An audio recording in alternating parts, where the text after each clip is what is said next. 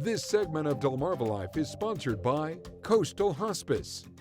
And with the snip of the giant scissors, a new way to budget shop and help a local nonprofit is born.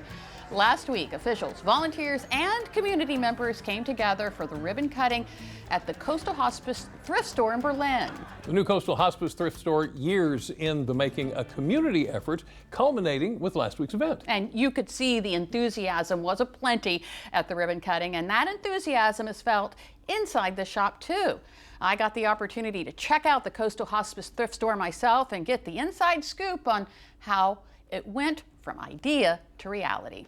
Even before you step foot into the new Coastal Hospice Thrift store in Berlin, you're greeted with colors, creativity, and community. My idea was just bring in brighter colors to help create a better energy for what they're trying to accomplish in the new space. Salisbury artist Abby Custis designed the majestic mural, which paints a picture of what visitors can expect once they walk through the door. When I have a vision in my mind, it normally comes together pretty fast, and it was the main thing was making sure it was bold enough and big enough to see from the street to draw people in. The bright colors continue once inside. It was a group effort. I worked with Tiffany Adkins, who's a local interior designer, and David and Sue Lane, who helped design and produce the sign, which is the big impact from the road. So together we pulled that together to have all the colors. All proceeds from the thrift store go directly to the Stansel House, a hospice home for patients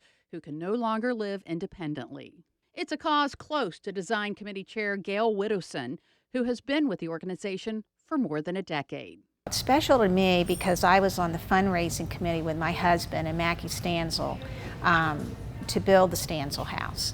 A consultant originally told Gail this project wouldn't be possible, but Gail refused to take no for an answer. In the beginning, we had someone that we hired that said, "You're not going to be able to raise the money." And that just kind of gave all of us the oomph to say, yes, we are. Items in the store come directly from the community. There's very few things that we have to get rid of that, don't match the quality. We don't turn down anything. I brought furniture here, my children's clothing, and all kinds of things.